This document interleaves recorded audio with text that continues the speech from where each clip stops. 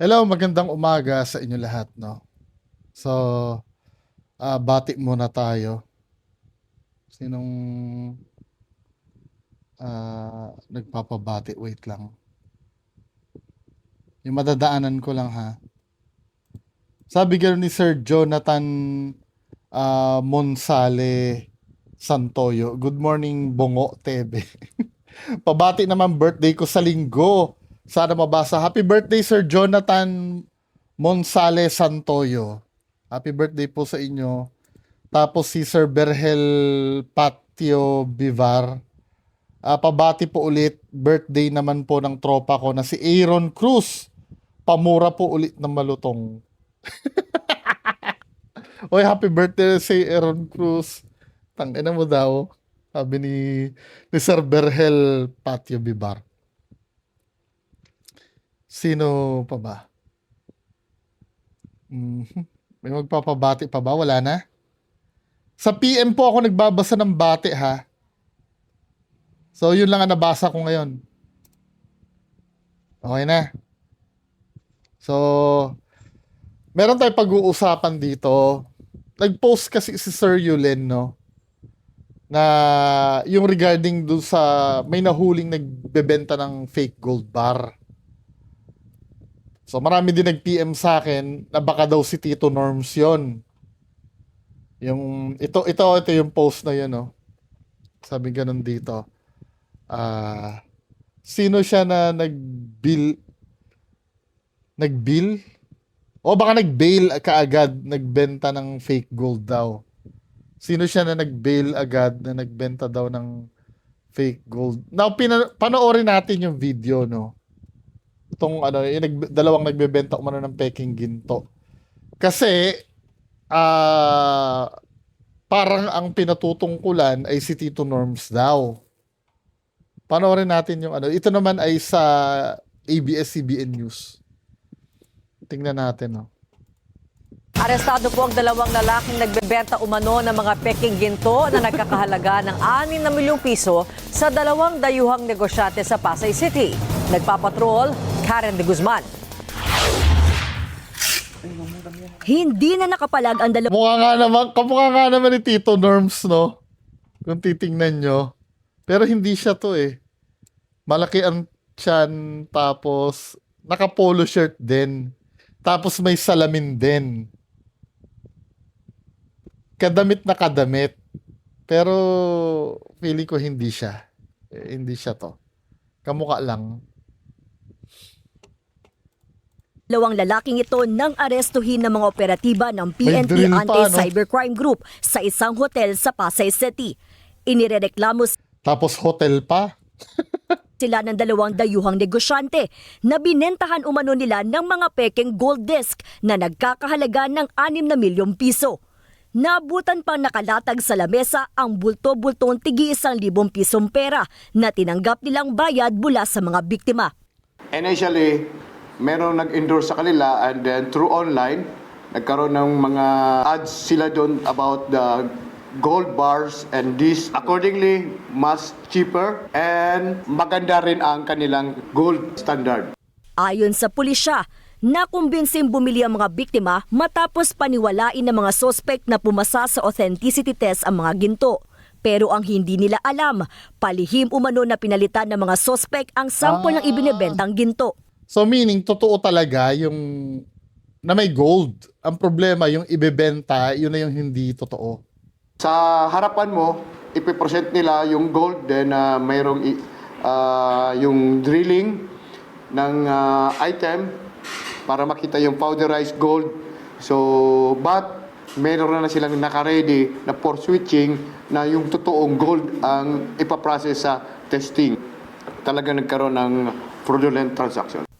Na-recover sa operasyon ang 3 kilo ng pekeng ginto at ang drill na ginamit nila sa panloloko.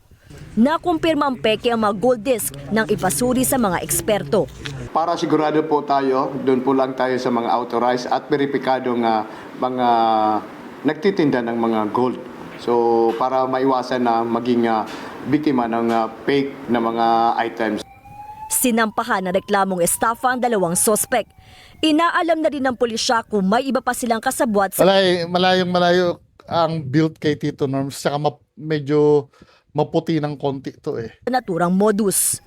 Karen de Guzman, ABS-CBN News. So, hindi si Tito Norms yun, feeling ko. Now, saan ba nagsimula na masangkot si Tito Norms dyan? Noon pa yan? May kumakalat kasi siyang picture eh, na may dala-dala siyang gold bar. Ito yun, no? Kumakalat ito noon pa. No? Yung Sumatra Gold Bar. At hindi niya naman tinanggihan. Makikita mo dyan yung serial number, no? Ito yung isa sa mga or dalawa sa mga explanations niya regarding dyan sa gold bar. Ito yung una. Inamin niya talaga na totoo yung picture na kumakalat na may dala-dala siyang gold bar. Pakinggan nyo. Kaya mag-play. Gawin ko lang ho, yung picture ho na lumalabas na may hawak akong gold bar at nagbebenta raw ako ng fake na gold bar, wala pong katotohanan yon.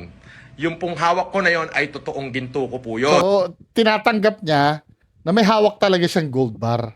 Totoo yung ginto picture. po yun na inipong ko, na binibili ko. Kaya ko hong patunayan na yan ay binili ko. Kahit sa Arangki po, magtanong kayo, binili ko po yan kay Bobot Balibiran. Bobot Bilibiran. Diyan po ako namimili Paiba-iba yung pangalan. Meron ang Bobot Milibiran, Belibiran, Malibiran. ng gold. Kada may Diba? Yung sinasabi niya, kahit i-check nyo, yung Ipon po akong may pera. mention siya, ano nyo ba yun? ko, kaya ko hong patunayan na yan I-challenge nyo ba yun? Wala namang mag-challenge yun nun eh. na yung binili ko. Kahit sa Arangki po, magtanong kayo, binili ko po yan kay Bobot Bilibiran. Diyan po ako namimili ng gold. Kada may ipon po akong pera, binibili ko po ng gold. Hanggang sa dumami na, tumimbang na po ng marami, pinatunaw ko po at pinagawa ko pong parang gold bar. Opo. Ngayon po, yun po ay totoong ginto, hindi po yun peke. Yun po ay iniregalo ko at hindi ko po ibinenta. Ibinigay ko po sa aking kaibigan. Totoo po. At hanggang ngayon, buhay pa rin po yun. Buhay pa rin ho yun. Pero hindi ho yun akin. Kaya lilinawin ko lang po, I never sell gold bars. I'm not engaged into that kind of business. Para maliwanag po. Hindi po ako na-involve sa ganyang business. So, yun ang isang paliwanag niya, no? Then meron pa siyang isang video, ine-explain uli yan. Consistent naman yung ano niya, yung dahilan niya. Ayan po natin tong yung kumakalat yung picture ko na may hawak-hawak ko akong gold bar. At ang sabi, mag-ingat kayo sa nagtitinda ng peking gold bar. Una, higit ho sa lahat, hindi yung hawak kong gold bar ay totoong ginto po yun. Yun ho ay totoong ginto. So yung pong picture na yun, nakalkal lang po sa album ko kung saan nakalagay kasi dito, Sumatra Gold Bar, ito yun. Di ba?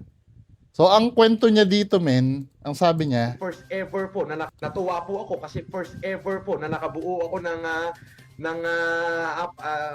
ganong kalaki, nakabuo ako ng bara sa aking pag-iipon-ipon, ay natuwa po ako, ipinost ko po. May text lang dito. ngayon, na-interview siya sa radio. No? Tinanong ngayon yung Sumatra Gold Bar. Sabi niya, Ikarex, pakitanong mo kay Francis Leo Marcos, ano ho yung Sumatra Gold Bar? Ayan ho, nung ako ho ay nakaipon ng ginto, nakaipon ho ako. Pag ako'y bumibili ho dyan sa Arangke, ay pwede nyo ako i-verify. Diba? So, patuloy uli, ganun uli dahilan niya. Until nung nalaman niya, siguro, na-realize niya na nasa public, nasa ano na siya, no? Nasa media na siya nagsasalita.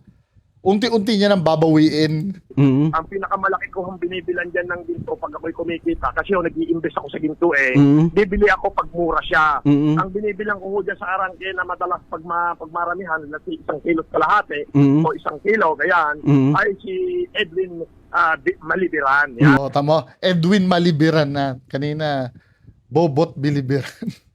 Kilala ko ako dyan. Yun ho ay may nagpakita lang ho sa akin noon na sa akin hinawakan.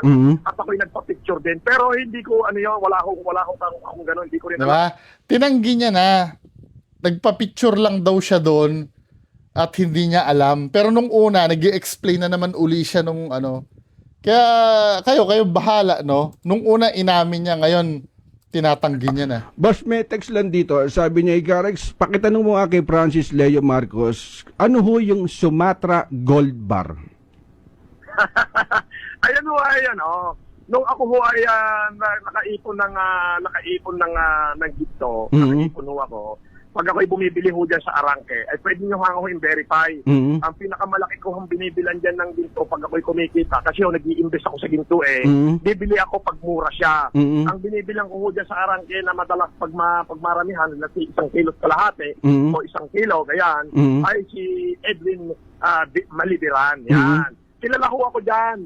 Yun ho ay may nagpakita lang ho sa akin noon na sa akin hinawakan.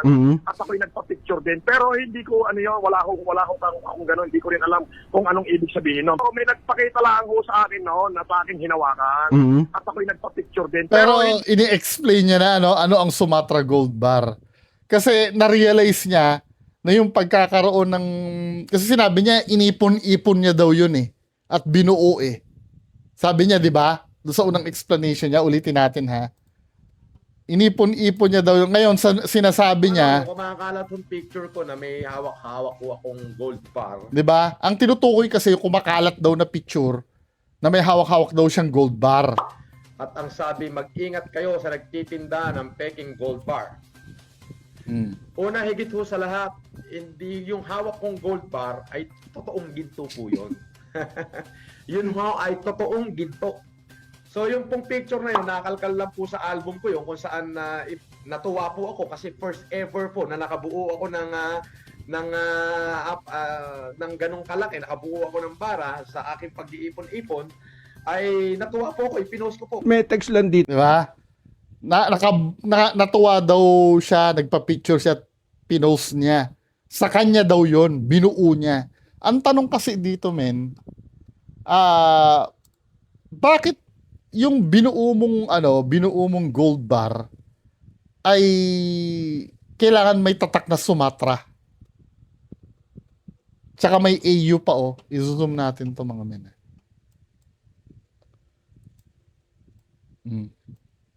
Nakalagay Sumatra Gold Bar. Tapos may AU pa. Ibig sabihin ng AU, 'di ba? Ano 'yan? Sa elements 'yan aurum ang meaning niyan gold. Tapos may serial number. Ano to? Hindi ko ma-made up Pero 24007 yung dulo. Babasa nyo?